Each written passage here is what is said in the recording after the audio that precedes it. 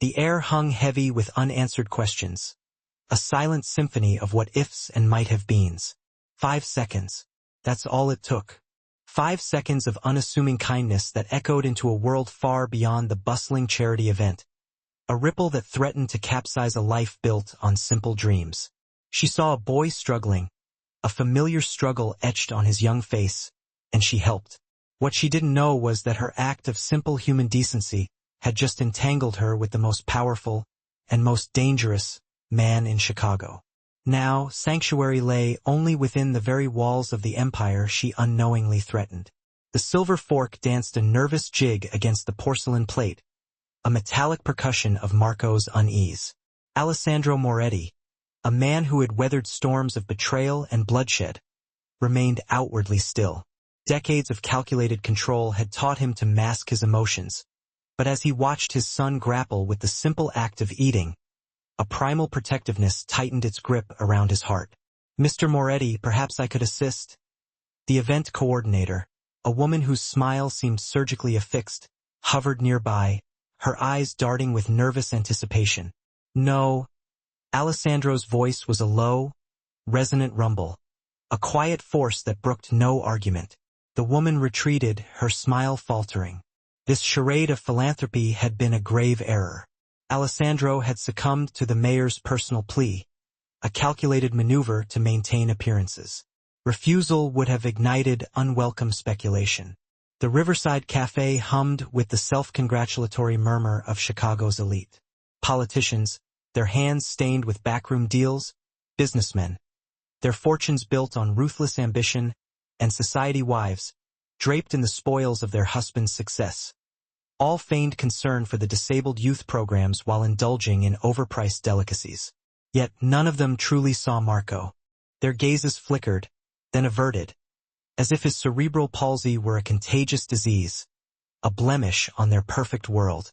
Alessandro's jaw clenched. He had forged an empire on fear and respect, yet he was powerless to shield his son from the sting of pity. Marco's fork clattered to the floor once more, the sound a sharp punctuation mark in the sea of polite conversation. His face flushed crimson with frustration, the familiar shadow of defeat darkening his young eyes. Alessandro began to rise, his intent clear, when a voice, warm and disarmingly genuine, cut through the tension. "Hey there, buddy. That salmon's putting up quite a fight." "Huh?" A young woman, clad in the unassuming uniform of a waitress, stood beside Marco. She couldn't have been more than 23, her dark, curly hair pulled back in a haphazard bun. But it was her smile, a beacon of unadulterated kindness, that captivated Alessandro. He hadn't witnessed such authenticity in years. Before Alessandro could intervene, she knelt, deliberately lowering herself to Marco's eye level. "I'm Rosa," she announced, seemingly oblivious to the hushed whispers that swirled around them. "Mind if I tell you a secret?" Marco blinked, taken aback by her directness. He managed a small, hesitant nod. Rosa leaned in conspiratorially, her eyes sparkling with mischief. "I hate salmon, like seriously hate it, but you know what? I bet if we team up we can take it down together. What do you say?" The corner of Marco's mouth twitched, a fleeting promise of a smile. Alessandro found himself paralyzed, observing this stranger accomplish what countless specialists had failed to achieve.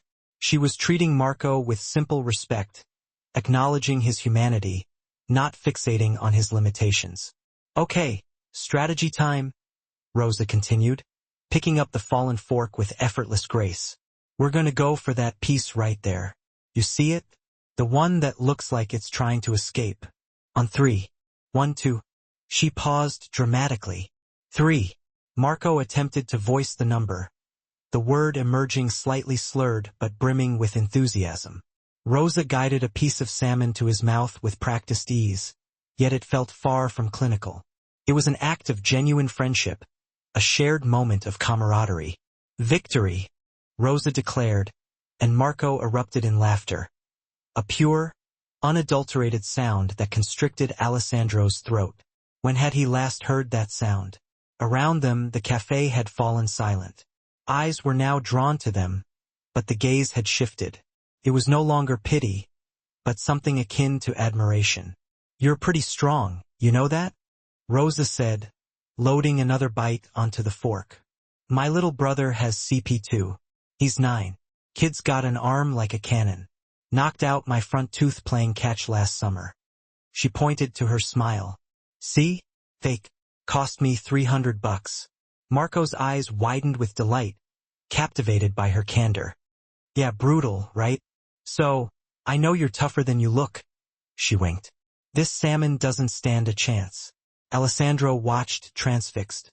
His son, a boy who shied away from strangers and retreated into silence in crowded spaces, was engaged, smiling, even attempting to share a story about his physical therapy. Rosa listened intently, as if every word were a precious gem. "No way," Rosa gasped, responding to something Marco had communicated. "You can do 30 minutes on the standing frame now, dude? That's incredible. My brother maxes out at 10 and then acts like he climbed Mount Everest." 20 minutes dissolved into a timeless bubble of joy and connection. Alessandro remained rooted against the wall, observing this young waitress transform a mundane lunch into a celebration of life. She never once glanced in his direction, never sought to impress the man who commanded fear and respect from everyone else in the room. Her sole focus was Marco. When the plate was finally empty, Rosa high-fived Marco, carefully positioning her hand to ensure a successful connection. "Absolutely crushed it," she declared. "Same time next week for round 2? Marco's nod was vigorous, his face beaming with uncontainable happiness. Rosa stood, gently ruffled his hair, and then seemed to remember the existence of the outside world. Her eyes met Alessandro's for a fleeting moment. She offered a small, slightly embarrassed shrug, as if to say, "Just doing my job." Then she vanished back into the kitchen before he could utter a word of gratitude. Alessandro settled back into his chair beside Marco, who was still grinning, more animated than he had been in months. "Dad, she was cool," Marco managed, his words slow but clear. "Yes, son," Alessandro replied, his voice thick with emotion. "She was." Across the room, Alessandro noticed several patrons with their phones raised, capturing the moment. The last thing he needed was unwanted attention. But as he looked at Marco's radiant face, he decided it was a price worth paying. What he didn't know was that within 3 hours, a video titled "Faith in Humanity Restored" would amass 500,000 views.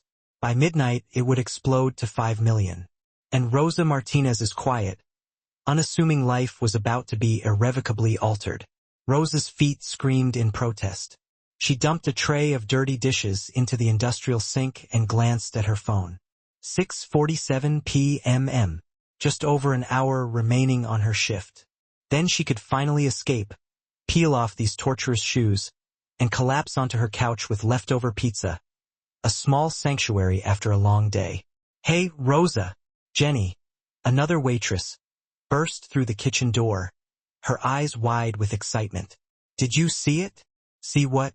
Rosa scrubbed at a particularly stubborn stain on a plate, her mind already drifting towards the promise of rest.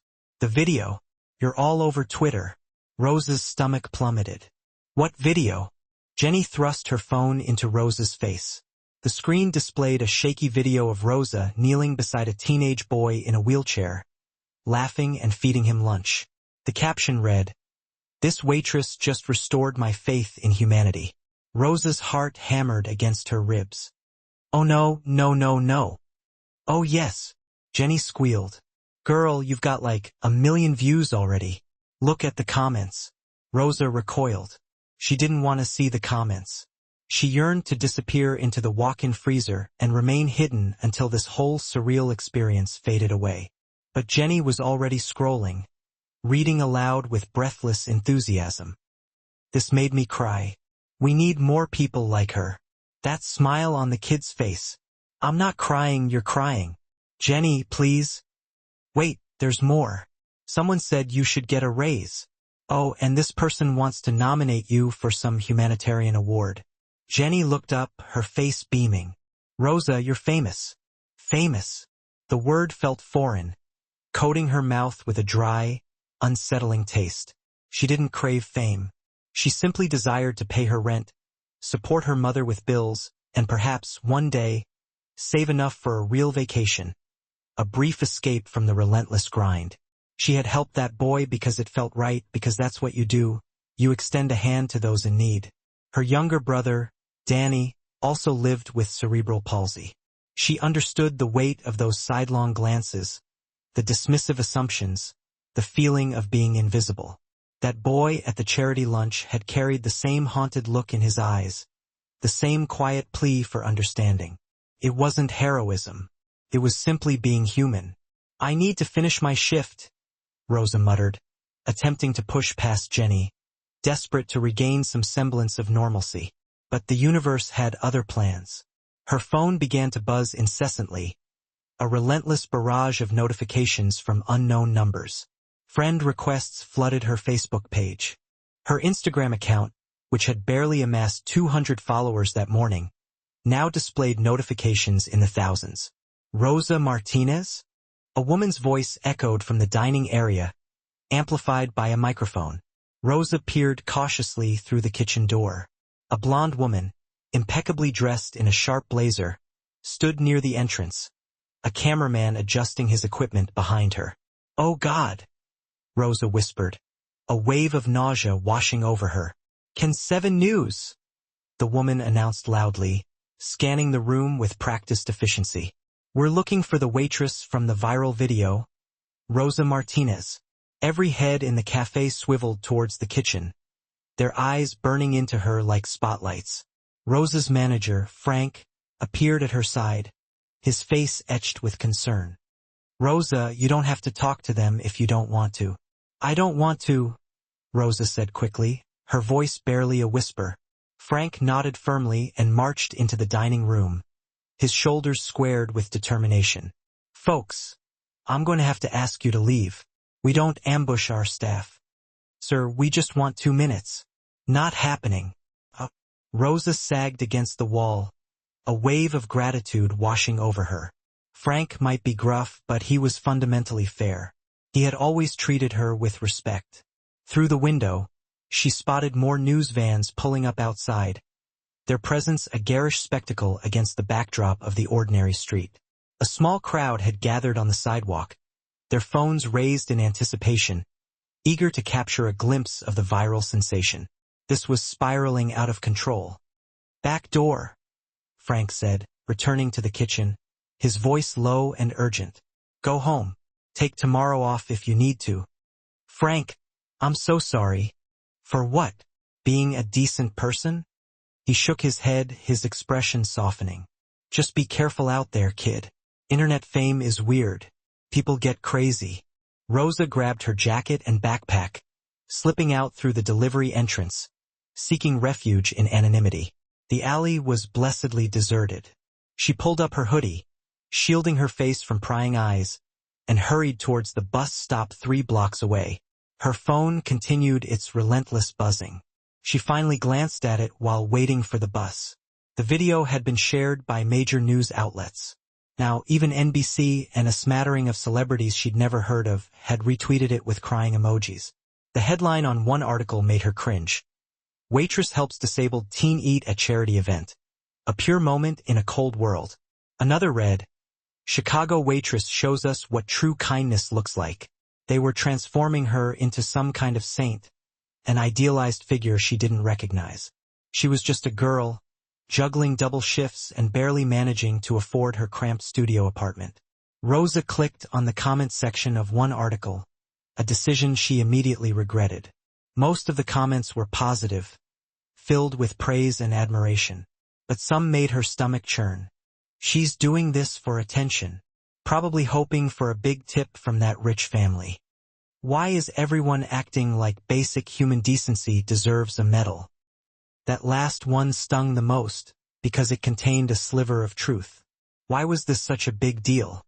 Shouldn't helping someone simply be normal? The bus arrived, its screeching brakes a jarring intrusion into her swirling thoughts.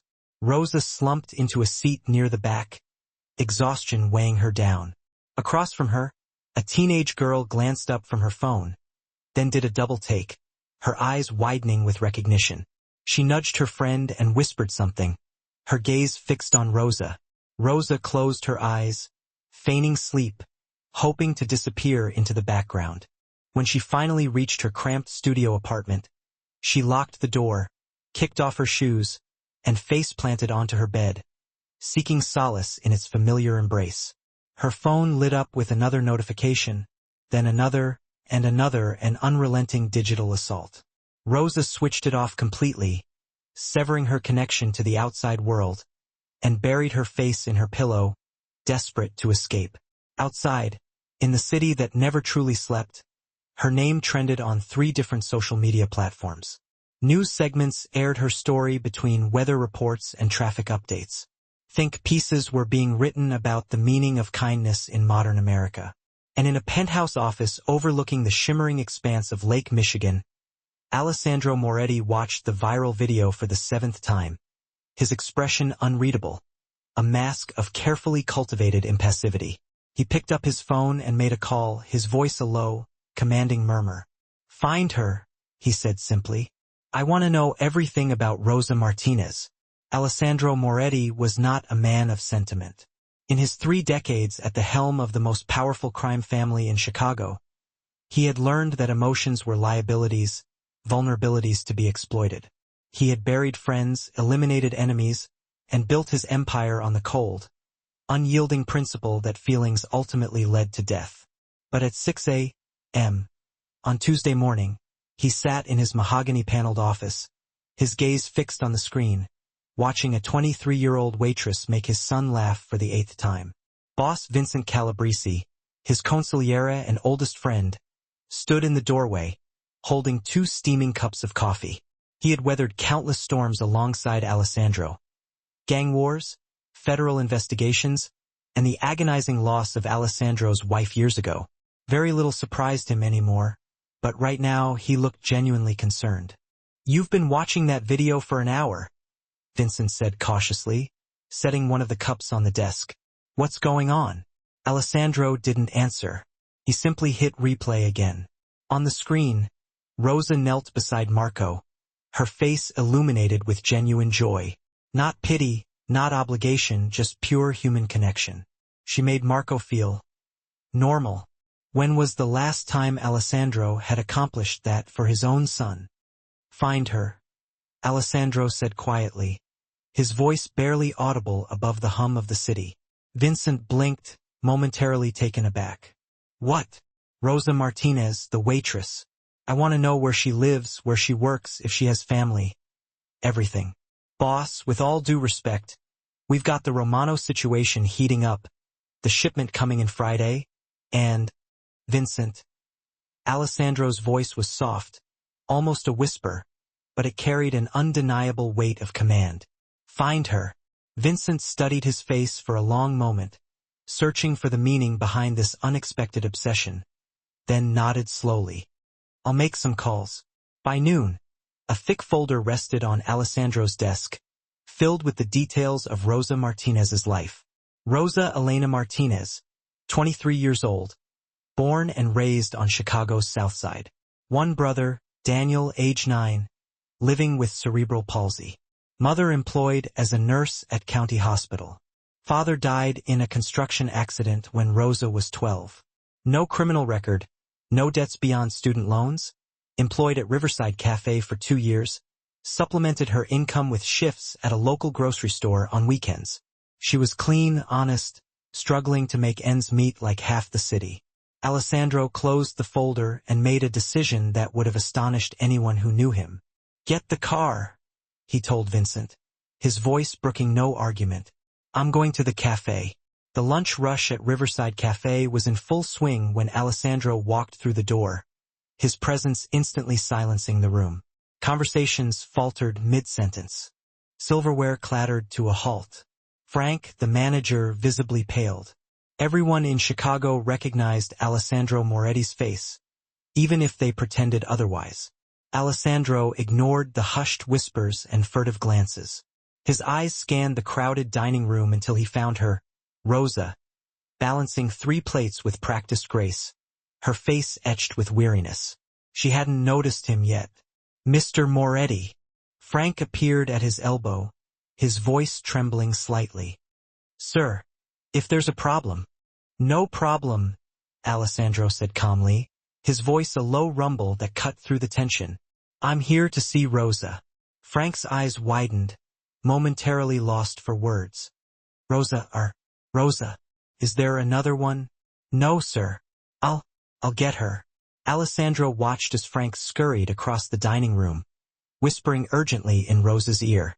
Her head snapped up, and her eyes met Alessandro's across the crowded cafe. He saw a flicker of fear in her gaze, a flash of apprehension that momentarily disarmed him. He was accustomed to inspiring fear. It was the currency of his world. But he didn't want her to be afraid. Rosa approached him slowly, her hands trembling slightly. Mr. Moretti, can I help you? Up close, he noticed the dark circles beneath her eyes, a testament to her exhaustion. The whirlwind of the video had clearly taken its toll. Is there somewhere we can speak privately?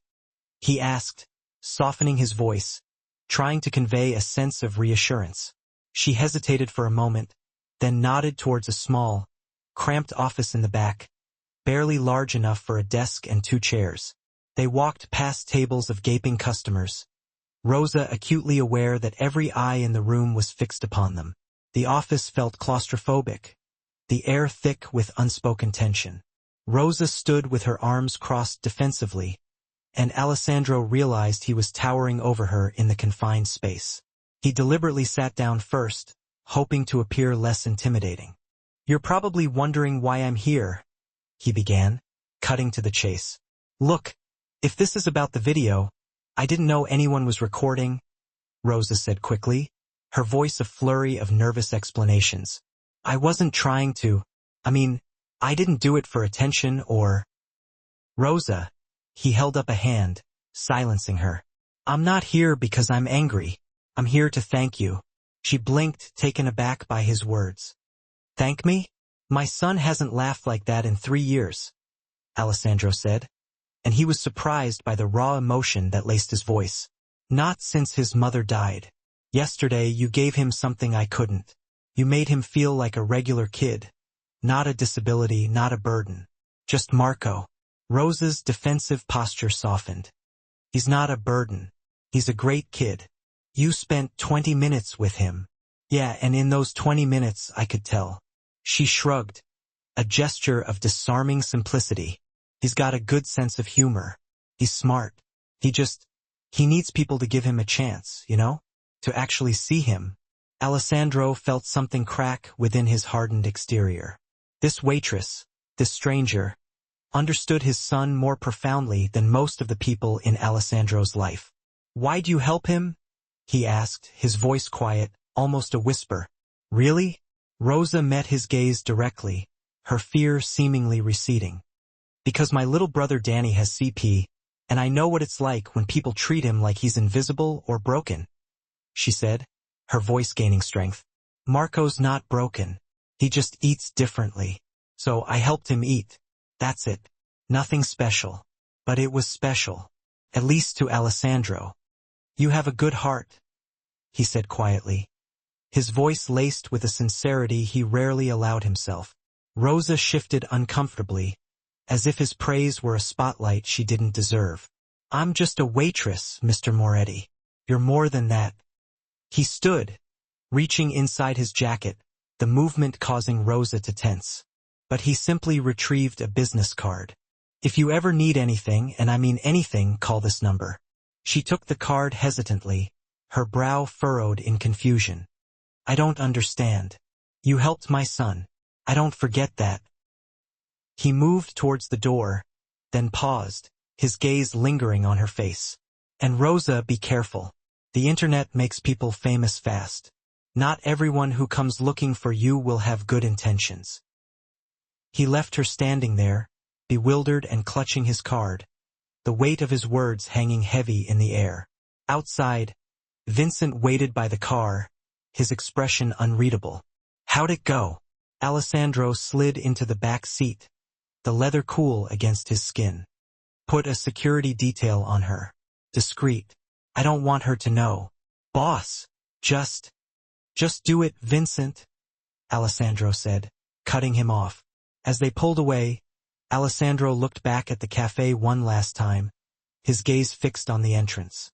He had a feeling Rosa Martinez's life was about to become infinitely more complicated, and he was going to ensure she survived it, no matter the cost.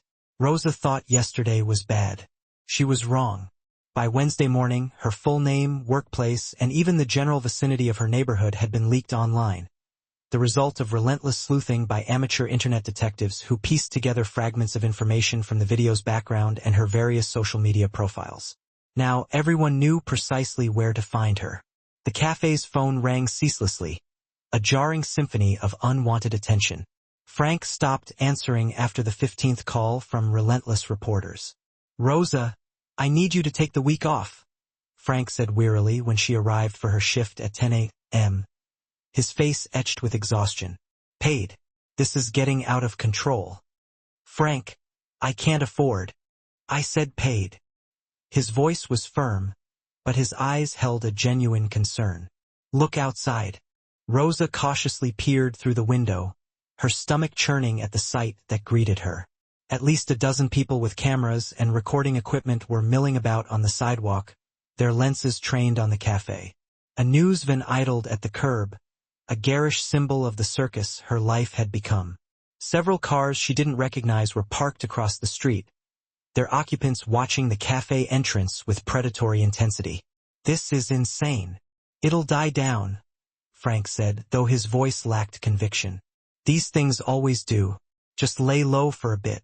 But laying low was an impossibility when her face was plastered across the internet. Rosa attempted to slip out through the back entrance, seeking refuge in anonymity, but two bloggers were already waiting in the alley, their smiles predatory, their eyes gleaming with opportunistic fervor. Rosa Martinez, a young woman, sporting a ring light attached to her phone, rushed forward, her voice a high-pitched squeal. I'm from Town T. Can we talk about the video? How does it feel to be an inspiration? I'm not. I just need to get home, Rosa said, pulling her hood up, attempting to shield herself from their intrusive gazes. Just 5 minutes. My followers are dying to know. Suddenly, a man appeared beside Rosa, so unexpectedly that she gasped in surprise. He was tall, broad-shouldered, impeccably dressed in a dark suit and sunglasses despite the overcast sky, his presence radiating an aura of quiet authority. The lady said no, he stated flatly, his voice a low, resonant rumble that brooked no argument. The blogger took a step back, her initial enthusiasm replaced by a flicker of apprehension. Who are you? Without answering, the man's hand settled gently on Rosa's elbow, guiding her firmly towards a black SUV parked at the end of the alley. Come on. Wait. I don't. Rosa protested, attempting to pull away, but his grip, though gentle, was unyielding. Mr. Moretti sent me, he said quietly, his words barely audible above the city's cacophony. You're safe. I'm just getting you home. Rosa's mind raced, grappling with the implications of his words. Alessandro Moretti had sent someone to protect her? The man opened the SUV's door, his expression impassive.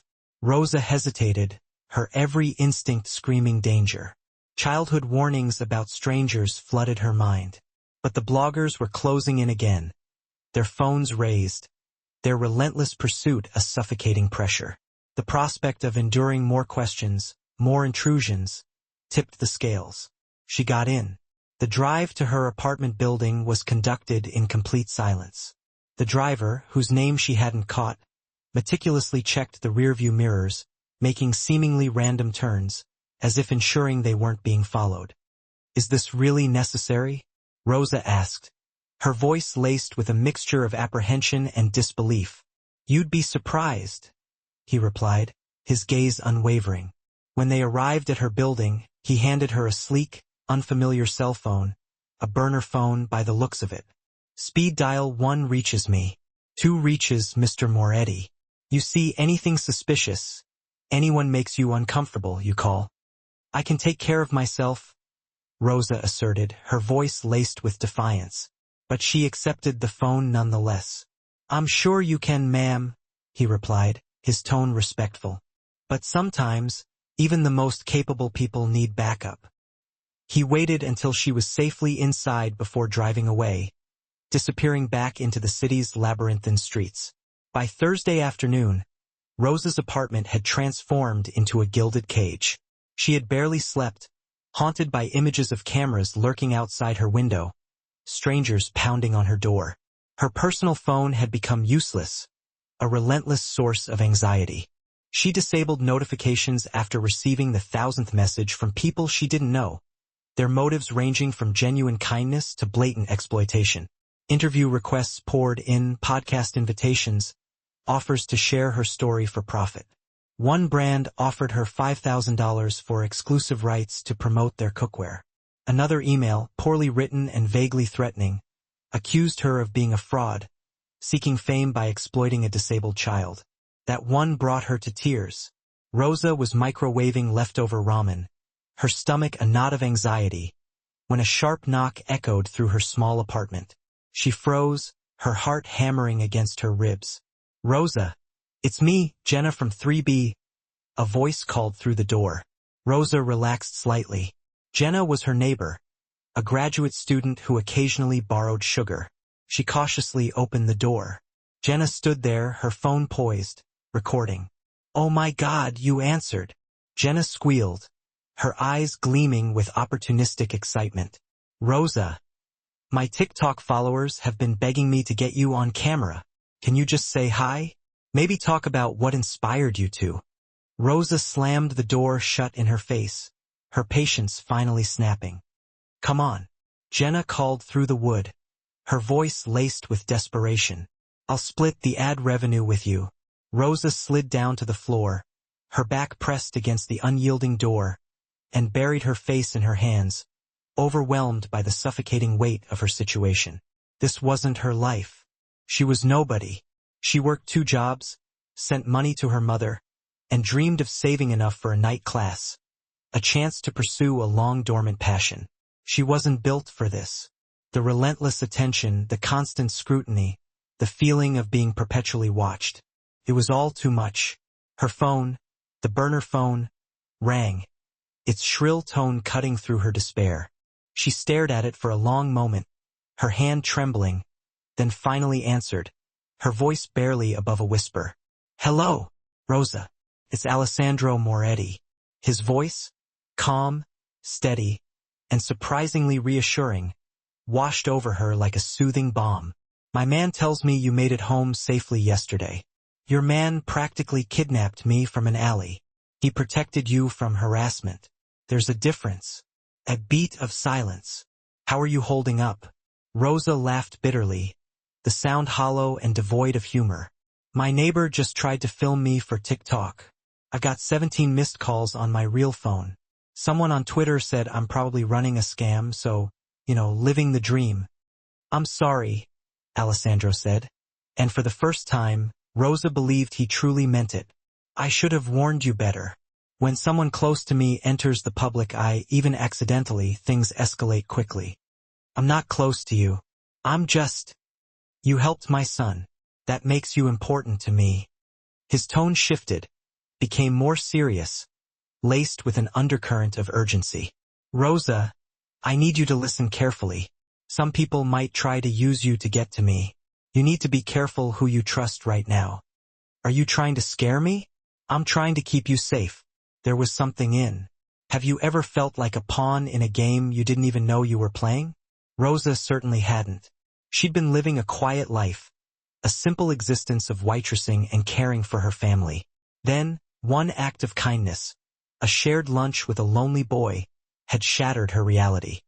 His voice, a heavy timbre that seemed to echo with unspoken burdens, had made Rosa believe he'd witnessed things beyond her comprehension, shadowed deeds that stained the edges of the world. "I didn't ask for this," she'd whispered, a plea against the encroaching darkness. "I know, but it's happening anyway," Alessandro had exhaled, the words laced with a weary acceptance. "I have a proposition for you. Come to my home tomorrow. Bring your mother and brother if it makes you feel safer. We'll talk, Really talk about how I can help. No obligations, no cameras, just a conversation. Rosa had wanted to refuse, every fiber of her being screaming at her to flee from a man like Alessandro Moretti. But then she recalled Marco's genuine laugh and the chilling text from her landlord earlier that morning. We need to talk about all the attention your apartment is bringing to the building. A shiver traced its way down her spine. What time? She'd asked. The words a reluctant surrender to a fate she couldn't yet grasp. Meanwhile, Dominic Romano, a man consumed by envy and ambition, crushed a cigar into a crystal ashtray, replaying the video of the Riverside Cafe encounter, the moment where Alessandro, the ruthless figure he loathed, had appeared almost human, softened by the presence of an ordinary waitress. Soft, Dominic had muttered, the word dripping with disdain. The bastard's getting soft. Across the poker table, in the dimly lit back room of Romano's strip club, his top men watched their boss with wary eyes. Boss, it's just a video. Tommy had ventured cautiously. Some feel-good internet thing means nothing. Means everything, Dominic countered, rising to pace the room. For 5 long years, he'd been clawing for a larger piece of Chicago's underworld. Ever since Alessandro had ruthlessly ousted him from the lucrative dockyard operations. Every move Dominic made, Moretti countered with chilling precision. Every deal Dominic tried to broker, Moretti blocked with effortless power. But this was different. You see how many people are talking about this girl? Dominic demanded, brandishing his phone, scrolling through Twitter, Facebook, Instagram. She's everywhere. And everyone knows she helped Moretti's kid, which means everyone knows Moretti cares about her. Sal leaned forward, his eyes gleaming with a dangerous understanding. You thinking what I'm thinking? I'm thinking that Alessandro Moretti has spent 30 years making sure nobody can touch him. No weaknesses, no pressure points, Dominic replied, a slow, predatory smile spreading across his face. But this girl, she's exposed, vulnerable, and the whole world knows he's grateful to her. We grab her, we send a message, Tommy said, catching on. Better than that. We use her to bring him to the table, make him negotiate. Dominic's eyes blazed with manic intensity. I want the waterfront. He gives me those docs, the girl goes home unharmed. He refuses. Dominic shrugged, a chilling indifference in his gesture. Well, accidents happen. Paulie, the new guy, shifted uncomfortably. Boss? No disrespect, but going after someone Moretti's protecting. That's asking for a war. We're already in a war, kid. We've just been losing. Dominic spat, jabbing a finger at his phone. But Alessandro made a mistake. He showed the world something he cares about. That's leverage. We need to move fast, Sal said, his voice low and urgent. Stake her out completely. Then we move fast. Dominic turned to Tommy, his gaze sharp as a shard of glass. I want eyes on her. Where she lives, where she works, when she's alone. Get photos. I want to know her routine inside and out.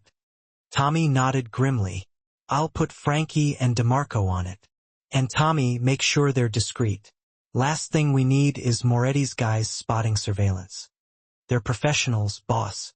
Dominic picked up a cigar, relit it, and stared at the frozen image of Rose's smiling face on his phone screen. Alessandro Moretti thinks he's untouchable, Dominic said quietly, the words a promise of pain. Let's teach him different. The photographs arrived on Alessandro's desk Friday morning, a stark declaration of war. Vincent laid them out in a grim, damning line. Rosa leaving her apartment building, Rosa at a bus stop, Rosa walking alone down a darkened street, blissfully unaware of the eyes that stalked her every move. Each photo bore a timestamp, each one taken from a different, unnerving angle. Professional work, a cold and calculated precision that made Alessandro's blood run icy cold. Romano. Alessandro's voice was dangerously quiet, a low rumble that threatened to erupt into a devastating storm. Has to be, Vincent agreed, pointing to one photo. This angle, that's from the building across from her apartment. Someone rented a unit there, probably under a fake name. They've been watching her for at least 2 days. Alessandro studied each image, his jaw tightening with barely suppressed rage. In every photo, Rosa looked weary, stressed, vulnerable, an easy target. Where are our guys? Rotating shifts. We've had someone on her since Tuesday, but...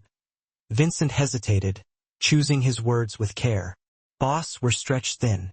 The Romano situation, the shipment security, the meeting with the Italians next week. We can't put a full detail on a civilian without raising questions. She's not just a civilian anymore. She's not family either, Vincent said carefully, the unspoken words hanging heavy in the air. People are already talking. You visited her at work. You sent Tony to drive her home. Now surveillance photos from Romano. This is escalating fast. Alessandro stood, turning to the floor-to-ceiling windows overlooking the vast expanse of Lake Michigan. The water was a turbulent gray, mirroring the chaos brewing within him. How many men does Romano have? 20, maybe 30 soldiers. Half of ours, but they're hungry, reckless. Vincent joined him at the window, his expression grave. If they're watching Rosa, they're planning something. We need to make a decision. What kind of decision? Either we pull back, stop protecting her, let this blow over naturally, or we bring her in. Full protection. But if we do that... Vincent trailed off, leaving the implication hanging in the air. If we do that, we're admitting she matters, Alessandro finished, the words laced with grim understanding. Which makes her an even bigger target. Exactly. Alessandro thought of Marco's face in that video. Radiant with pure joy. The kind of unburdened happiness Alessandro hadn't been able to give his son despite all his power and money. Rosa had gifted Marco that simple joy without asking for anything in return. And now she was in mortal danger because of it. Double her security detail, Alessandro commanded, his voice brooking no argument. I don't care how stretched we are. Put Tony and Marcus on her full time. If Romano's people get within 50 feet of her, I want to know about it. Boss, Vincent acknowledged, his voice tight with concern. And Vincent, send Romano a message. Let him know that anyone who touches Rosa Martinez answers to me directly. Make it crystal clear. Vincent nodded slowly. What about the girl? She's supposed to come here tomorrow. You really think that's wise? Bringing her deeper into this? Alessandro turned from the window, his gaze fixed on some distant, unseen point. She's already in this. At least here, behind these walls, I can keep her safe. And if she says no, if she wants nothing to do with us, then we protect her anyway. Alessandro's voice was steel, unyielding and resolute. I don't care if she never speaks to me again. I won't let Romano use her to get to me. Vincent gathered the photographs, but Alessandro stopped him with a raised hand. Leave one, Alessandro said, his eyes hardening. Vincent raised an eyebrow but obeyed, leaving a single photo on the expansive desk.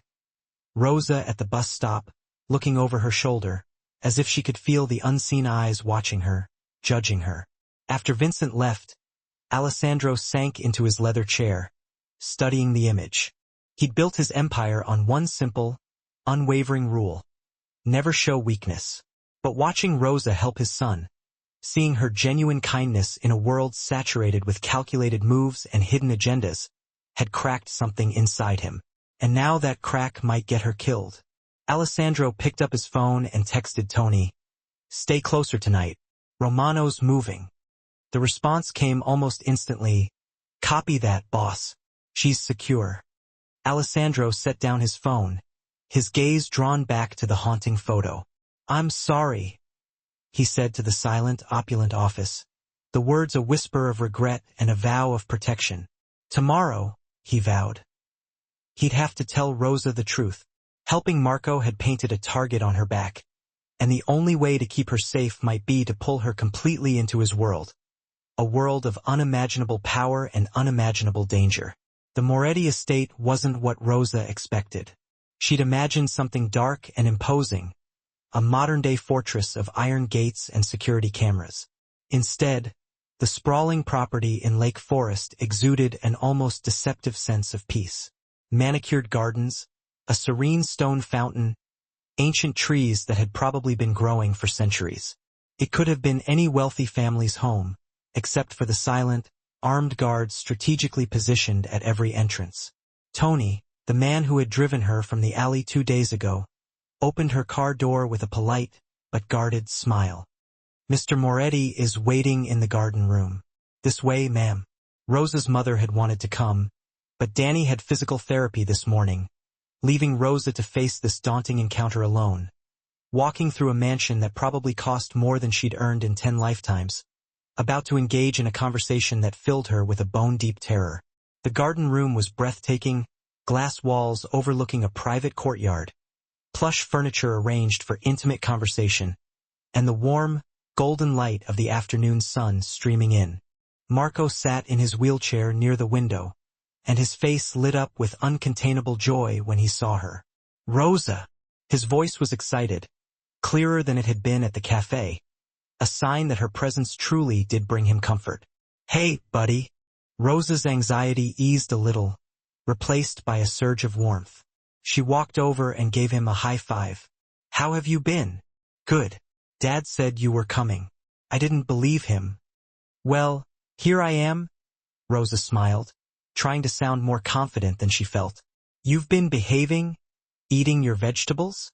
Marco made a comical face that made her laugh, a genuine, unforced laugh that momentarily banished the shadows lurking at the edges of her mind. "Miss Martinez." Alessandro's voice came from the doorway, a subtle intrusion that commanded attention. He wore a simple dark sweater and slacks, a less intimidating ensemble than the power suit from the cafe, but his presence still filled the room, radiating an aura of quiet authority. "Thank you for coming, Mr. Moretti. Please sit." He gestured to the impeccably upholstered couch, his eyes never leaving hers. "Can I get you something? Coffee? Tea?" "I'm fine, thanks," Rosa said, sinking onto the couch, acutely aware of how out of place she felt in this world of unimaginable wealth and power. Alessandro settled into a chair across from her, and for a moment, no one spoke. Marco wheeled himself closer to Rosa, content just to be near her, basking in her gentle energy. "I owe you an apology," Alessandro began, his voice sincere. "I didn't realize how much that video would disrupt your life." "It's not your fault," Rosa said, though a part of her couldn't help but wonder if it kind of was. "Actually, it is. People in my line of work, they pay attention to who I care about, and I made it very clear that I'm grateful to you," Alessandro explained, his expression serious. "That's made you visible to people you don't want to be visible to." Rosa's stomach tightened, the casual conversation replaced by a cold knot of fear. "The photos." Alessandro's eyes sharpened, recognizing the shift in her demeanor. "You know about those? Someone left an envelope under my door yesterday. Pictures of me walking around my neighborhood," Rosa said, her voice shaking slightly. "No note, just photos." Alessandro's jaw clenched, a muscle ticking in his cheek. He glanced at Tony, who stood silently by the door, a silent communication passing between them. "That's why you're here?" Alessandro said, his gaze returning to Rosa, his eyes filled with a complex mix of guilt and determination. "Rosa, I need to be honest with you. There are people in this city who would hurt you to hurt me. Not because of anything you've done, but because you showed kindness to my son." "So, what am I supposed to do?" Rosa asked, the words laced with a desperate plea for a solution. "Quit my job? Move? Pretend I never met Marco?" "No." Alessandro leaned forward, his voice low and urgent. "I'm offering you protection. Real protection. A job if you want it, helping with Marco's care. You'd live here on the estate, completely safe. Your family, too, if they're willing."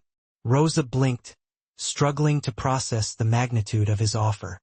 "You want me to move in here?"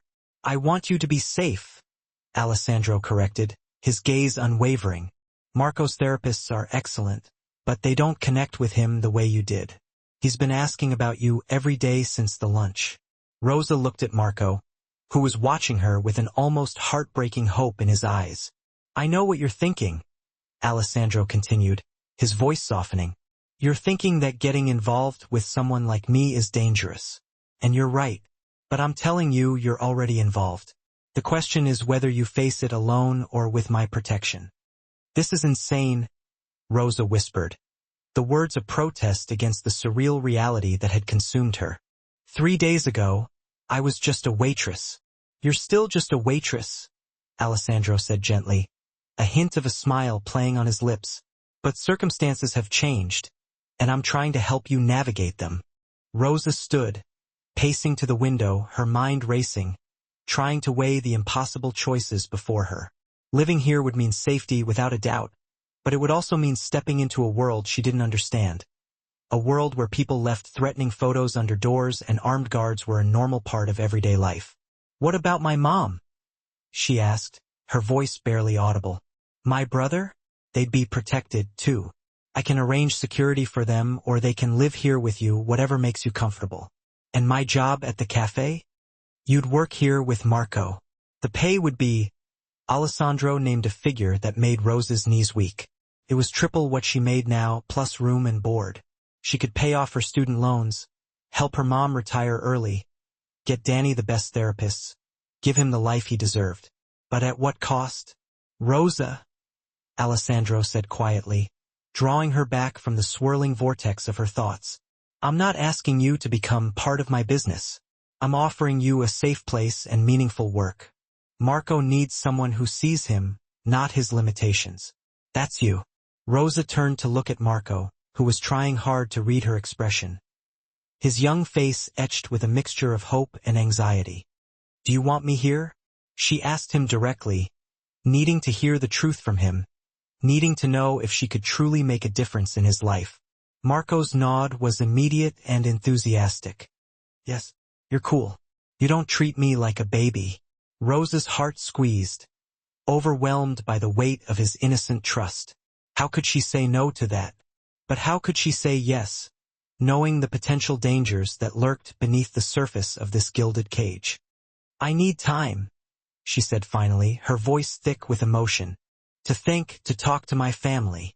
Of course, Alessandro said, rising to his feet, his movements graceful despite his imposing size. Take all the time you need. But Rosa, until you decide, you're still under my protection. My men will keep you safe whether you work for me or not. Why? Rosa asked, her eyes searching his.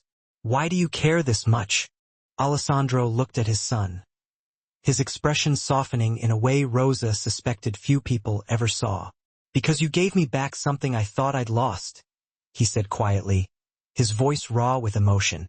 You gave me hope that Marco could have a normal life, that he could be happy. He met her eyes, his gaze intense and unwavering.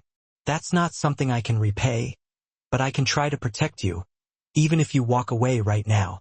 Rosa nodded slowly, overwhelmed by the unexpected vulnerability he had revealed. As Tony drove her home an hour later, Rosa stared out the window at the city passing by, the familiar streets now tainted with a sense of foreboding. Her quiet, predictable life was gone. That much was clear. The only question was whether she'd face what came next alone, exposed and vulnerable, or behind the high walls of the Moretti estate, shrouded in a protection that might prove just as dangerous as the threats it sought to keep at bay. She had no idea which choice would ultimately save her, or which one would irrevocably destroy her. Rosa thought sleeping on the decision would bring clarity. Didn't. By Saturday morning, her phone, the real one she'd finally turned back on, exploded with notifications, each one a tiny shard of glass piercing her fragile sense of peace. She scrolled through them with growing horror. Chicago Gossip Daily had posted an article at 2 a.m. Moretti's mystery woman? More than just a good Samaritan? The article was a toxic blend of speculation and thinly veiled insinuations, fueled by anonymous sources and fueled by a public hungry for scandal. It noted how quickly Alessandro had visited the cafe, how Rosa had been seen entering his estate alone, how sources close to the family suggested Marco's caregiving was just a convenient cover story for something far more scandalous. The comment section was even more vicious, a digital mob hurling accusations and insults with reckless abandon. She knew exactly what she was doing, probably planned the whole thing. Gold digger vibes. Acts sweet, targets a mob boss with a disabled kid. Classic. I feel bad for the kid. She's probably using him to get to the father's money. Rosa felt physically sick, the words stinging like acid on her skin. By noon, 3 more gossip sites had picked up the story, each one adding their own layer of sensationalism and lies. Someone had unearthed her old Instagram photos, analyzing them for clues about her relationship with Alessandro, dissecting her every pose and expression for signs of ulterior motives. A YouTube channel did a 15-minute breakdown of the original video, pointing out how Rosa strategically positioned herself in frame to maximize her exposure. It was all lies, a grotesque distortion of the truth. But the internet, fueled by jealousy and suspicion, didn't care about truth. Rosa's phone buzzed, snapping her back to the immediate reality of her crumbling world. A text from Frank, her boss at the cafe. Don't come in tomorrow. Maybe not next week either. I'm sorry. Her hands shook as she typed back. What? Why? The reply was blunt and unforgiving. People are camping outside, asking about you. It's affecting business. I need this to cool down. She stared at the message, a wave of despair washing over her. Frank had always been good to her, a decent, hard-working man who didn't deserve to be caught in the crossfire of her unintended notoriety. This wasn't his fault, but it stung anyway, a confirmation that her life was unraveling thread by thread. Another text came through, this time from her landlord, Mr. Kowalski. Need to discuss your lease. Stop by office today. Rosa knew exactly what that meant. She pulled on jeans and a hoodie, trying to make herself as invisible as possible, and headed downstairs to the building's small, cramped management office. Mr. Kowalski sat behind his cluttered desk, looking deeply uncomfortable, avoiding her gaze. Rosa, you're a good tenant. Always paid on time. No complaints. He paused, shuffling a stack of papers. But, Rosa prompted, steeling herself for the inevitable blow. But there have been men hanging around, watching the building, and reporters keep bothering other tenants, asking questions about you. He sighed, finally meeting her eyes, his expression a mixture of pity and helplessness. Yesterday, someone tried to sneak into the building, pretending to deliver flowers. Mrs. Chun on the 2nd floor is scared.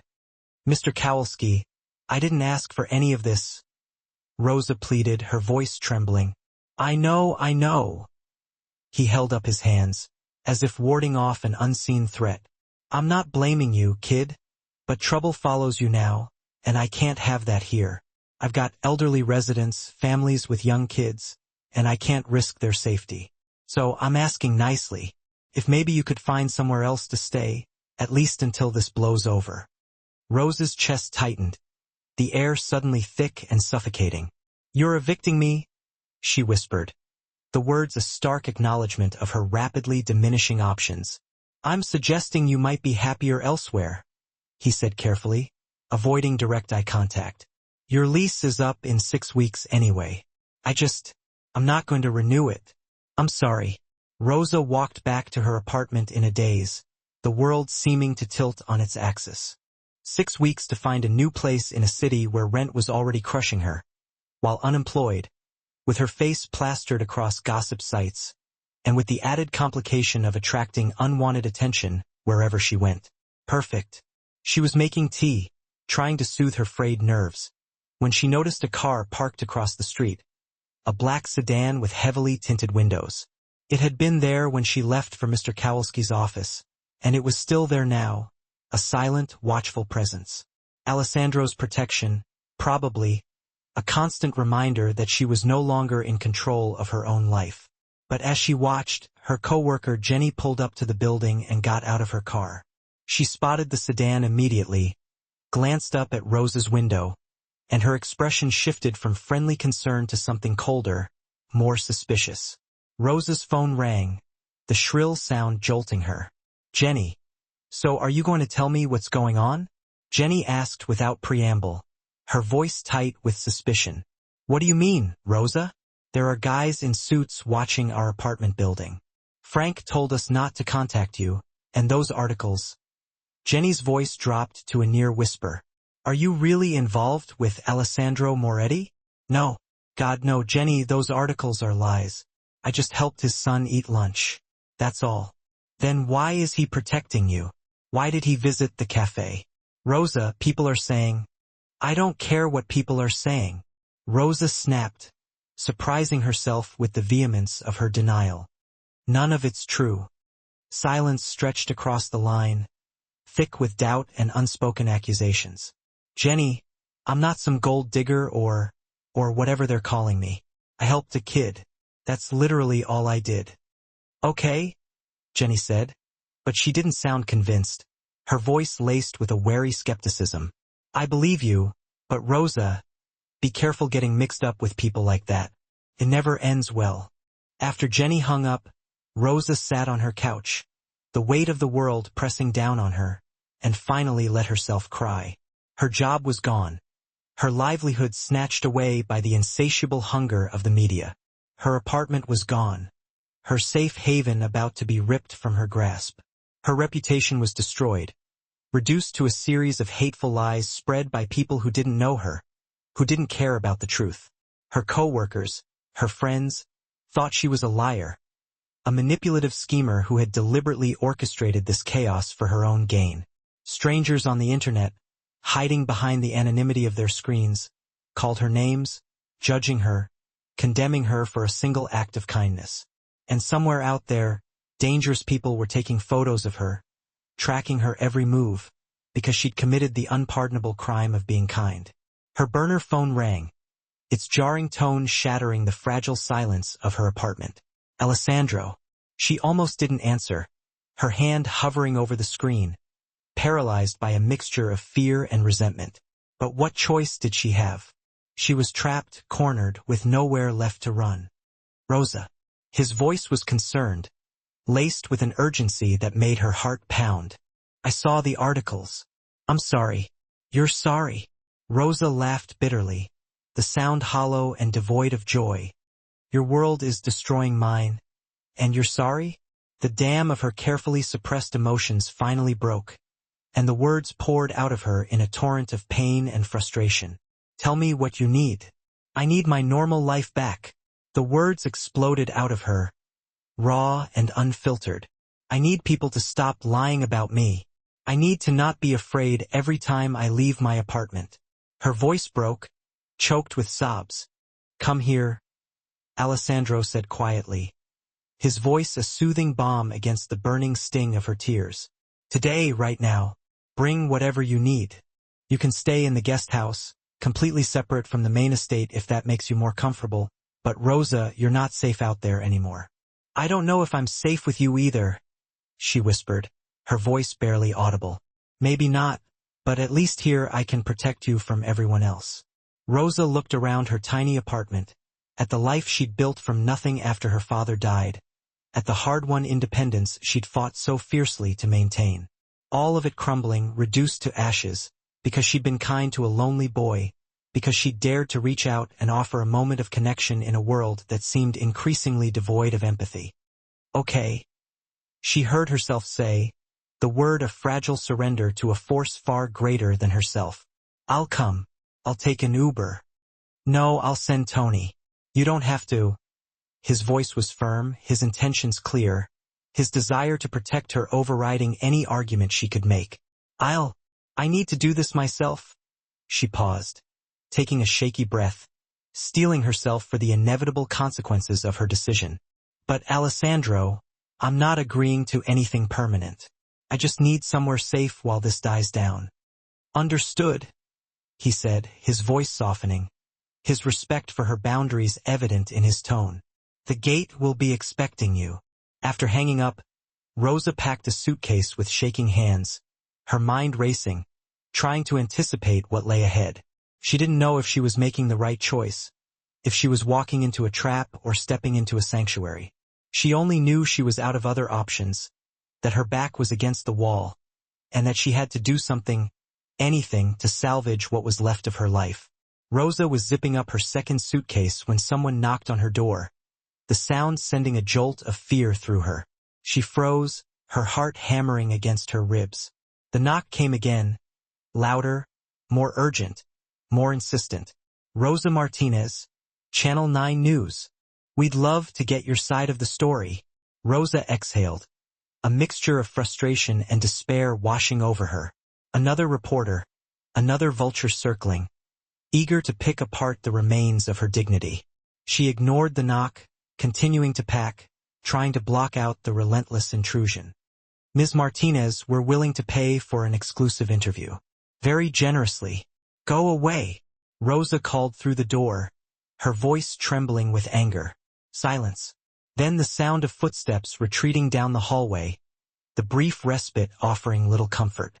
Rosa grabbed her phone to call the Uber, her fingers fumbling with the screen, when she heard voices outside her window, male voices trying to sound casual, but with an underlying edge that made her skin prickle with unease. She moved to the window carefully, peering through the blinds, her breath catching in her throat. 3 men stood on the sidewalk below, not quite looking up, but clearly watching her building. Their eyes scanning the windows, searching, assessing. They wore casual clothes, jeans and jackets, but something about their posture was wrong. Too alert, too focused, too predatory. One of them pulled out a phone and spoke into it, his voice low and indistinct, but the purpose of his call chillingly clear. Rosa's heart hammered against her ribs, a frantic drumbeat of panic. These weren't reporters, they were something far more dangerous. Movement caught her eye, drawing her attention to the street. The black sedan that had been parked across the street suddenly pulled forward, cutting off the 3 men's path, blocking their advance with a sudden, aggressive maneuver. 2 men in dark suits emerged quickly from the car, their movements fluid and purposeful. Tony, her silent protector, and another man Rosa didn't recognize, his face grim and resolute. She couldn't hear what they were saying, but the language of their bodies told the story, a silent, dangerous dance of intimidation and threat. Tony stepped into the personal space of one of the men, his posture aggressive, territorial, his eyes blazing with a protective fury. The other suit moved to block any escape route, a silent promise that these men weren't going anywhere. The 3 men tried to play it casual, raising their hands in a gesture of mock surrender, backing away slowly, but Tony grabbed one by the jacket, yanking him close, saying something that made the man's face go pale, a silent threat that resonated even through the closed window. Then, just as quickly as it started, it was over. The 3 men hurried to a beat-up sedan parked down the street, scrambling inside, their faces etched with fear, and sped away, leaving behind an unsettling sense of unease. Tony looked up at Rosa's window, gave a small, almost imperceptible nod, and returned to his position, a silent guardian standing watch. Rosa's legs felt weak, trembling with a mixture of adrenaline and fear. She sank onto her bed, trying to steady her breathing, her mind reeling from what she had just witnessed. Those men had been coming for her. She knew it in her bones. They hadn't been looking for a story. They'd been looking to harm her, to use her as a pawn in a game she didn't understand. Her burner phone rang, the shrill tone sending another jolt of fear through her already frayed nerves. She jumped, then answered, her voice barely a whisper. "Rosa, are you all right?" Alessandro's voice was tight with tension, barely contained beneath a veneer of controlled calm. "What? How did you?" "Tony just called. Are you hurt?" "No, I'm fine. I'm inside." "What just happened? What was that all about?" "Men from Romano's crew tried to approach your building. They were posing as reporters, but they're not." Alessandro paused, his voice hardening, his protective instincts kicking into high gear. "Rosa, pack faster. I'm coming to get you myself." "You don't have to, really. I can take an Uber," she protested weakly, not wanting to draw him into this mess, not wanting to be the cause of any further conflict. "I'm already in the car." 20 minutes later, Alessandro Moretti walked into Rosa's apartment building with 4 armed men flanking him, their presence radiating an aura of power and danger that sent a clear message to anyone who dared to cross his path. Mr. Kowalski took one look at the imposing entourage and disappeared into his office, muttering something about plumbing problems and urgent phone calls. Rosa opened her door before Alessandro could even knock, her heart pounding, her emotions a tangled mess of fear, gratitude, and a strange, unsettling sense of safety in his presence. He looked different than she'd ever seen him before, not composed and controlled, but barely contained, his eyes burning with a mixture of fury and something that looked a lot like fear, a primal, protective instinct unleashed by the threat to someone he cared about. "Are you hurt?" he asked immediately, his eyes scanning her face, searching for any sign of injury, any indication that she'd been harmed. "I'm fine, just scared." Alessandro stepped inside, and his men took positions in the hallway, silently guarding the entrance. He closed the door, and suddenly the small, cramped apartment felt even smaller, the air thick with unspoken tension, his powerful presence filling every corner of the room. "I should have moved you sooner," he said quietly, his voice laced with regret. "This is my fault." "You keep saying that," Rosa replied, her voice barely above a whisper. "Because it's true." Alessandro ran a hand through his hair, a rare display of disarray, the first time Rosa had seen him look anything less than perfectly controlled. "Dominic Romano wants to hurt me, and he's decided the best way to do that is through you." Rosa sat on her couch, hugging a pillow tightly, seeking comfort in its soft embrace. "I don't understand this world," she confessed, her voice filled with confusion and despair. "Why would hurting me hurt you? I'm nobody." "You're not nobody," Alessandro said, sitting across from her, his gaze intense and unwavering, his eyes filled with a complex mix of emotions she couldn't quite decipher. The air hung thick with unspoken questions, a silent symphony of apprehension and intrigue. Why would a man like him, a figure shrouded in whispers and fear, seek her out? His gaze, though intense, held a flicker of something unexpected, something that made her pause. "You're the one who brought laughter back into my son's life," he began, his voice a low rumble that resonated deep within her. "You treated him with a simple kindness that others overlooked, and in my world, that resonates more than any grand gesture." Alessandra's voice was laced with a desperate honesty, the kind born from facing impossible choices. "But you're already entangled in this web, and I'm powerless to unravel it. All I can offer is a shield, a promise of safety in a world spiraling out of control." Rosa looked at him, this infamous man, and saw a father first and foremost, a man burdened by fear, wearied by the endless fight, desperately trying to safeguard his child. "What would they have done to me?" she asked, her voice barely a whisper. Alessandro's jaw clenched, a storm brewing in his dark eyes. "Nothing good. They wouldn't have killed you, Romano isn't that foolish, but they would have taken you, used you as a pawn, instilled enough fear to send a chilling message. And for that, I would have ignited a war to bring you back."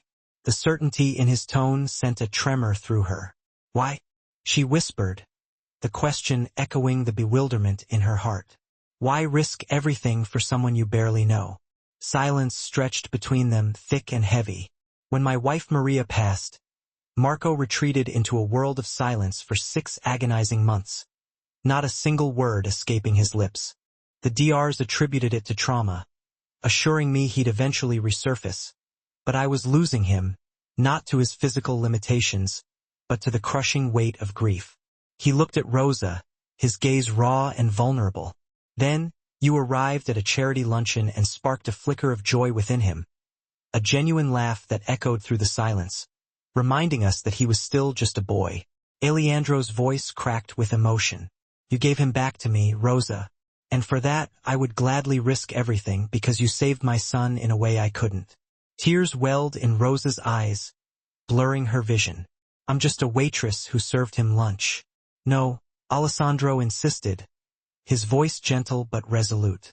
"You are the reason my son smiled again, and that holds more weight than any business transaction, any territory dispute, any sum of money imaginable." He extended his hand, a silent offering. "Allow me to protect you, not because you owe me anything, but because I am eternally indebted to you." Rosa hesitated, her gaze drawn to his outstretched hand.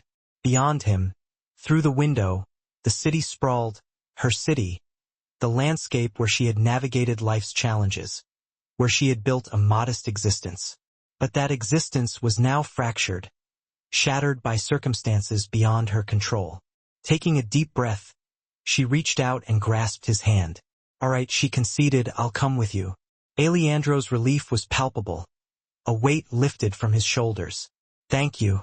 As his men carried her belongings to the awaiting vehicle, Rosa took one last look at her apartment.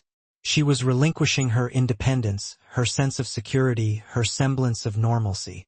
All she could hope was that she wasn't stepping into something even more perilous. The guest house on the Moretti estate surpassed any dwelling Rosa had ever known. Polished hardwood floors gleamed. A fully equipped kitchen beckoned. A bedroom boasted a king-sized bed that felt like floating on a cloud, and expansive windows offered breathtaking views of meticulously manicured gardens. Rosa placed her suitcases down, struggling to suppress the tears that threatened to spill at the absurdity of it all. "Are you all right?" Alessandro inquired, standing in the doorway, giving her space but radiating concern. "This is larger than my apartment," Rosa observed, a hint of disbelief in her voice. "It's yours for as long as you require it." He gestured towards the main house. The main house is a short distance away. Marco's room is located on the second floor, East Wing. His therapy sessions are typically scheduled for 9 in the morning and 3 in the afternoon. "Would you like to begin tomorrow?" "Only if you feel ready, no pressure." Rosa nodded, gathering her resolve. "I'll be ready." After Alessandro departed, Rosa unpacked in silence, attempting to process the whirlwind of events that had transpired in the past week. Just 7 days prior, she had been an anonymous waitress. Now, she resided on a Mafia boss's estate under armed protection, her life resembling a bizarre movie plot. The following morning, Rosa encountered Marco's physical therapist, a composed woman named Dr. Patricia Gwynn, who scrutinized Rosa with an appraising gaze. "So, you're the famous waitress," Dr. Gwynn remarked coolly. "I'm just Rosa. Mr. Moretti mentioned you have experience with cerebral palsy. My brother has it. I'm not a professional or anything. That's evident." Dr. Gwynn turned her attention to Marco, who was already grinning at Rosa. "All right, Marco, let's begin with range of motion exercises." Rosa observed the session for the initial 20 minutes, noting Dr. Gwynn's clinical approach. Efficient, undoubtedly, knowledgeable, certainly, but lacking warmth. She treated Marco as a patient, not as an individual. When Dr. Gwynn excused herself to answer a phone call, Rosa approached Marco. "How are you doing, buddy?" "Bored," Marco stated clearly. "She's mean." "She's thorough," Rosa gently corrected. "But yes, I understand." "Hey, would you like to learn something interesting?" Marco's eyes lit up. "Yes." Rosa retrieved her phone and showed him a video of her brother, Danny, utilizing an adaptive utensil. "My brother learned this trick. See how he angles his wrist? It takes practice, but it allows him to eat certain foods without assistance. I could do that. I believe you can achieve anything if someone demonstrates how instead of simply doing it for you." Rosa smiled encouragingly. "Would you like to try after therapy?" Marco nodded enthusiastically. When Dr. Gwynn returned, she eyed Rosa with suspicion. "I hope you weren't interfering with his exercises." "Just keeping him company," Rosa replied pleasantly.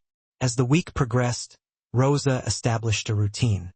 She would attend Marco's morning therapy sessions, then dedicate the afternoon to assisting him with practical skills.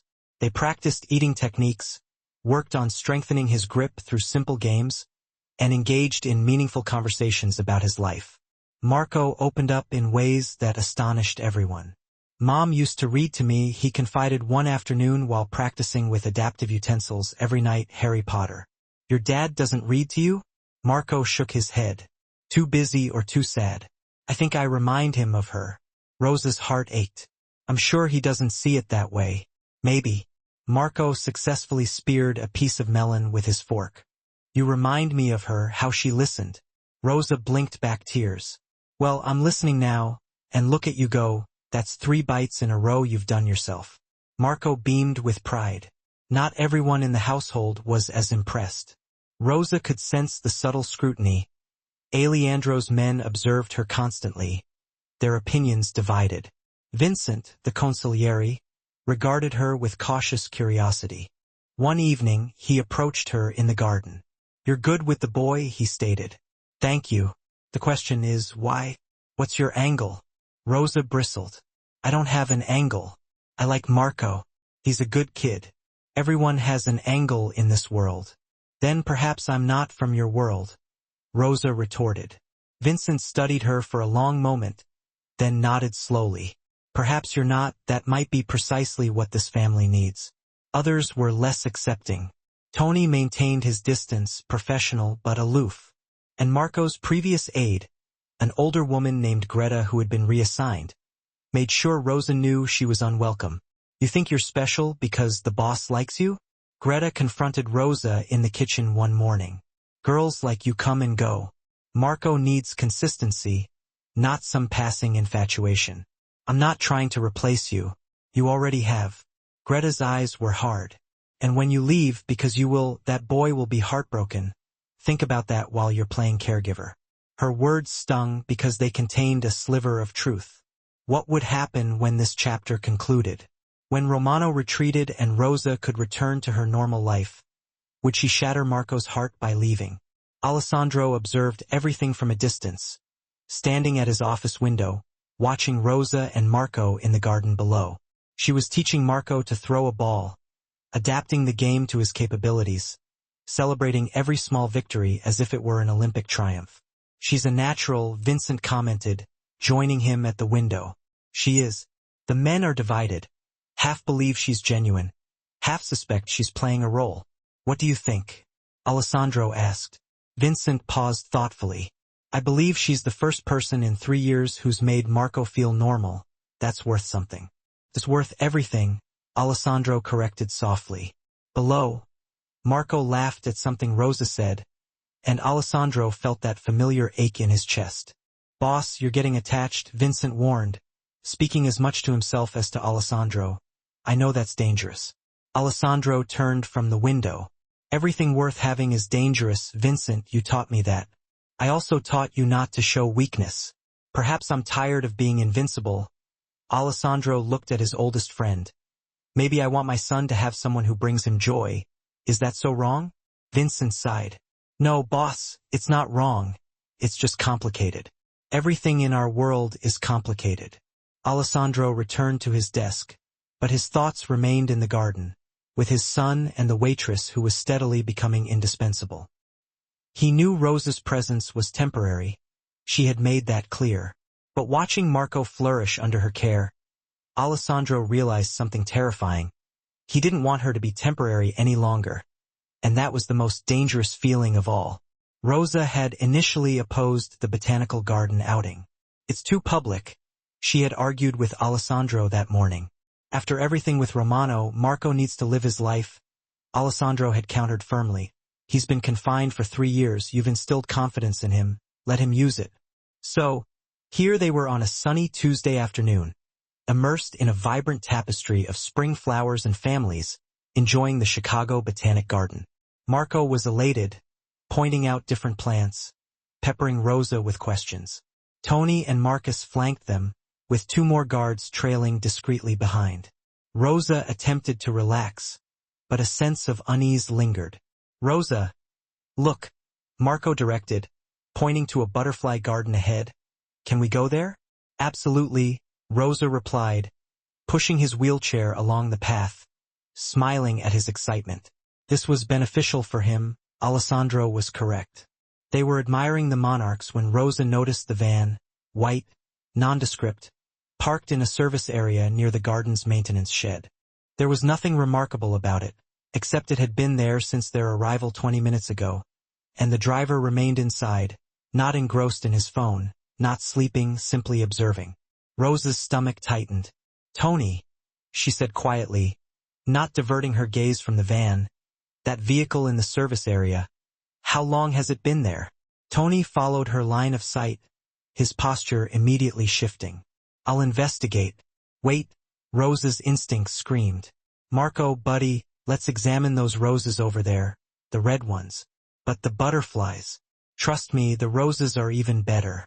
Rosa steered his chair away from the open courtyard, towards a more secluded path bordered by hedges, her heart pounding. Marcus moved closer. What did you see?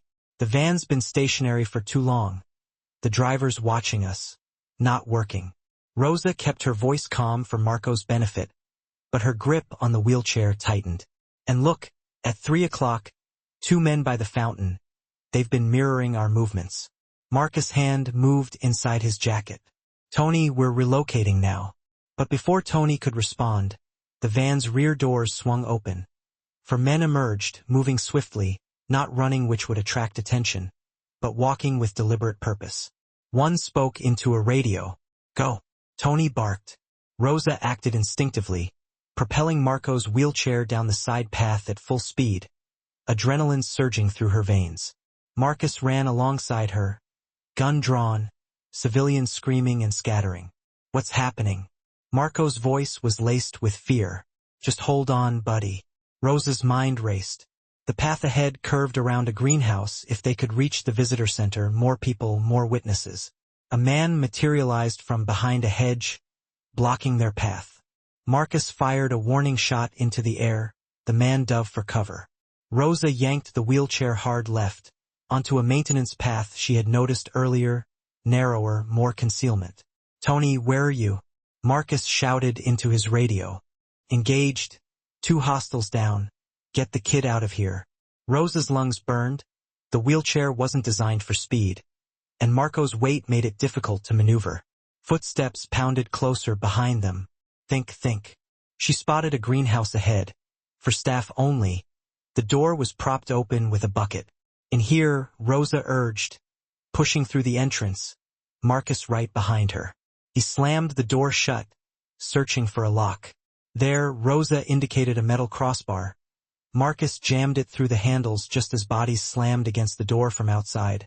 They were trapped. Rosa's gaze darted around frantically. Rows of plants, tools, windows too high to break, and climbed through while pushing a wheelchair. And Marco was hyperventilating, terrified. Marco, look at me. Rosa knelt beside him, forcing calm into her voice. You're safe, we're safe, breathe with me, in, out. The door shuddered under repeated impacts. Marcus was on his radio. We're pinned in Greenhouse 3. Need immediate backup. Rosa's eyes landed on a large bag of fertilizer, then on the industrial sprinkler system overhead. An idea sparked, crazy, but perhaps their only option. Can you shoot that? She asked, pointing to the sprinkler valve on the wall. Marcus stared at her as if she were insane. What? Just trust me. He fired. Water exploded from every sprinkler head, drenching everything within seconds.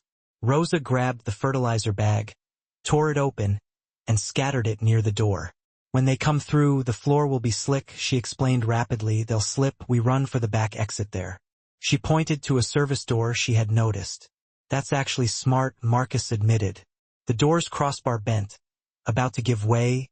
5 seconds. 3. It burst open.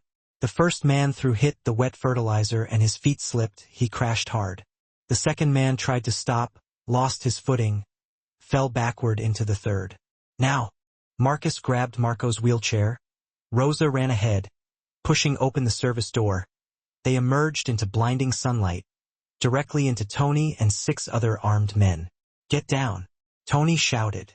Rosa and Marcus hit the ground, shielding Marco. Gunfire erupted, short bursts, professional. When Rosa looked up, 3 men were face down on the ground, hands secured behind their heads. It was over. Alessandro arrived 7 minutes later, tires screeching, his face a mask of icy fury. He swept past his men, past the detained attackers, straight to Marco. Are you hurt?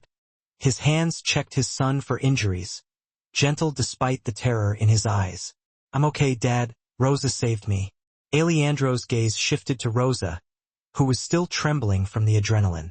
He rose, closed the space between them, and for a moment she thought he might embrace her. Instead, he said, How did you know about the van? It didn't fit, and those men were too coordinated to be random. Rosa swallowed hard. I grew up in a rough neighborhood. You learn to spot trouble. Alessandro studied her with an expression she couldn't decipher. Then he turned to Vincent, who had arrived with him. Hire her, he instructed. Boss? Not as Marco's aide, as his security consultant. She saw what trained professionals missed.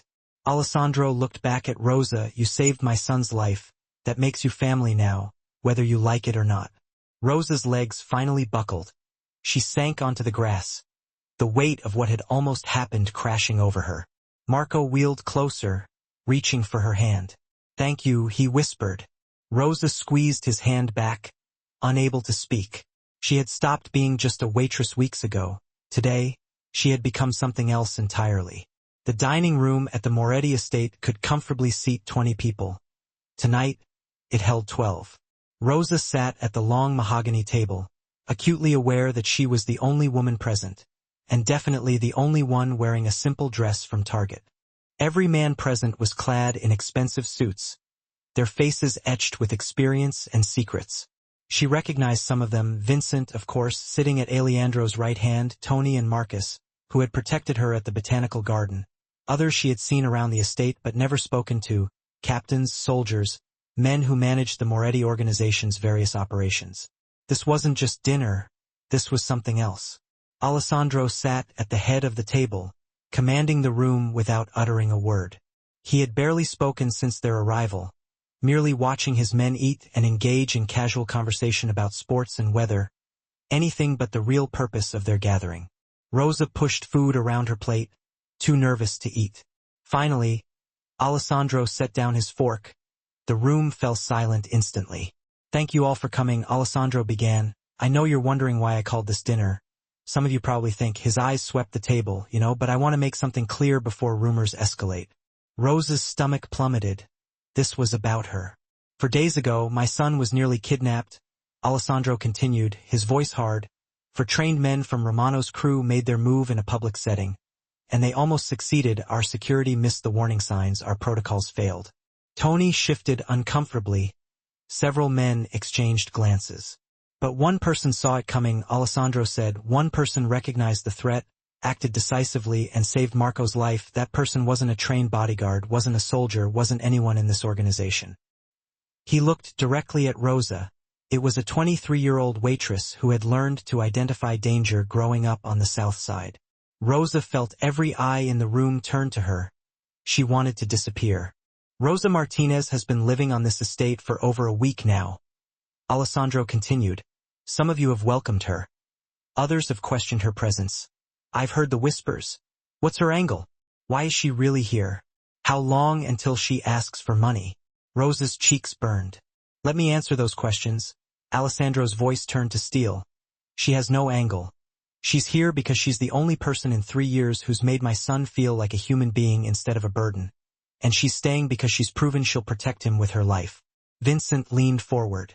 Boss, no one's questioning her actions at the garden. She did well, but formally incorporating her into the family?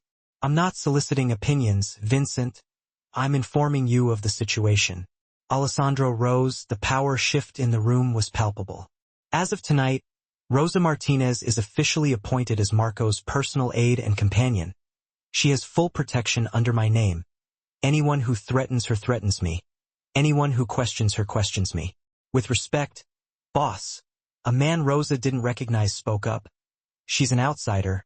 She doesn't comprehend our world. What happens if she sees something she shouldn't? Hear something? Then she'll keep her mouth shut like everyone else who values their life. Alessandro stated flatly. But Rosa isn't stupid. She understands the meaning of discretion. It's not about discretion. Another man countered. It's about loyalty. She's not blood. She's not even Italian. How do we know she won't? Enough. Alejandro's voice cracked like a whip. You want to discuss loyalty? Rosa had every opportunity to walk away after the viral video, after the harassment, after Romano's men left photos under her door. She could have vanished, changed her name, fled Chicago. Instead, she came here and placed herself in the line of fire for my son.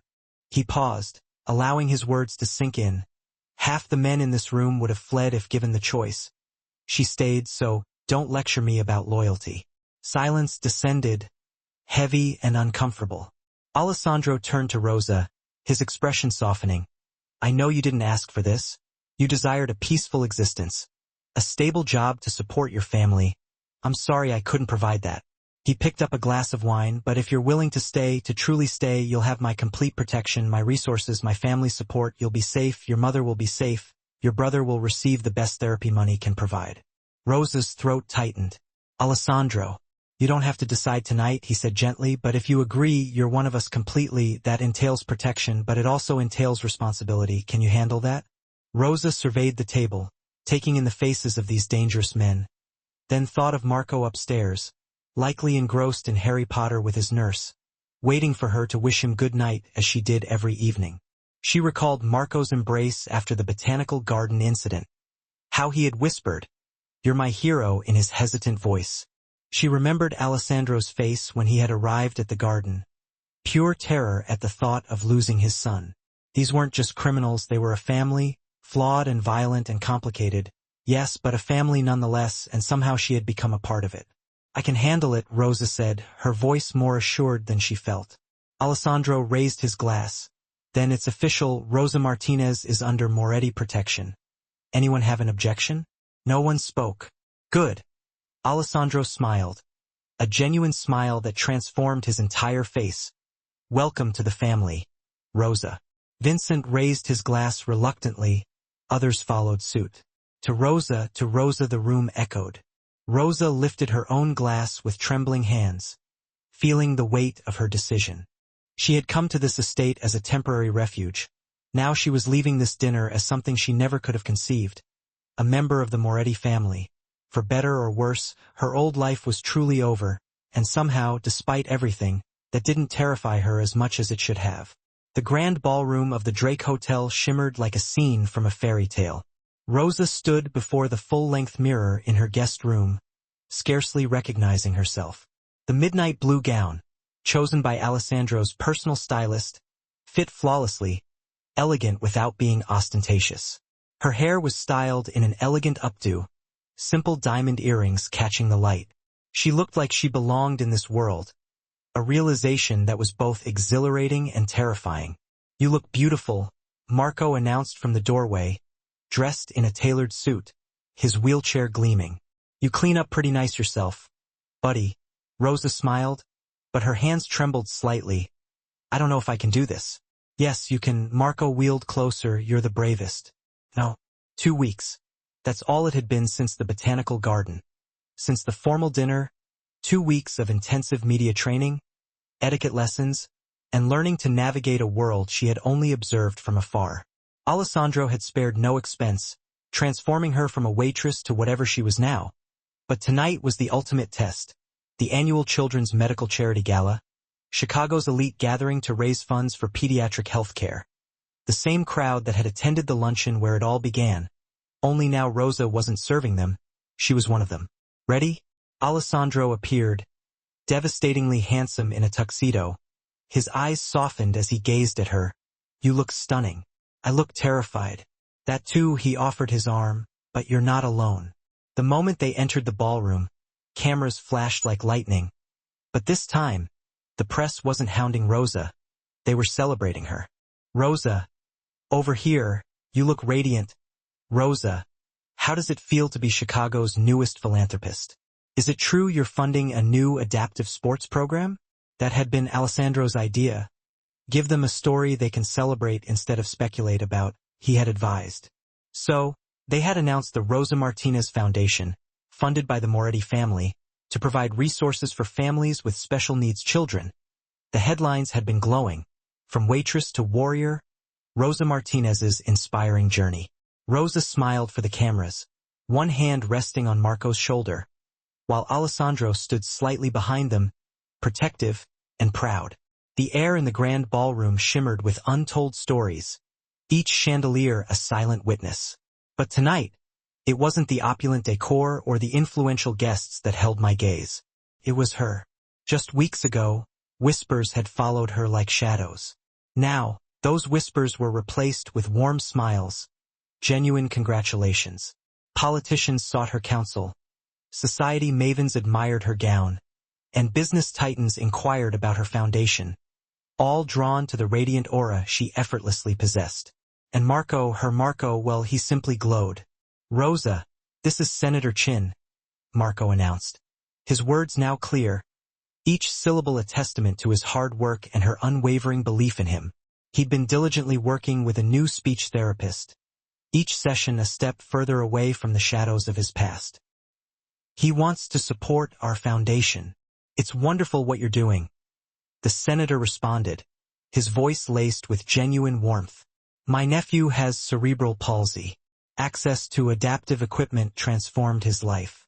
Rosa watched Marco engage, his confidence a tangible thing, a shield against the insecurities that had once held him captive. He was no longer the invisible boy relegated to the periphery, but an active participant truly living. Across the room, Alessandro observed, Vincent by his side. You did good, boss, Vincent murmured, his tone unusually subdued. The kid's a different person. Rosa did that, not me, Alessandro corrected, his gaze never leaving her. You brought her into his life. That counts. Vincent paused, a flicker of something unreadable in his eyes. You know people are talking about you and her. Alessandro was well aware of the rumors swirling like a dangerous current. Whispers painting Rosa as more than just Marco's aide. Speculating that the Mafia boss had succumbed to the charms of a simple waitress. The tabloids would feast on such a narrative. But the truth, as always, was far more intricate. He watched as Rosa laughed at something Marco said. Her entire face illuminated with unadulterated joy. She had given him back his son. She had instilled in Marco a belief in himself that had seemed irrevocably lost. She had achieved what countless dollars spent on therapy could not. She had made Marco feel normal.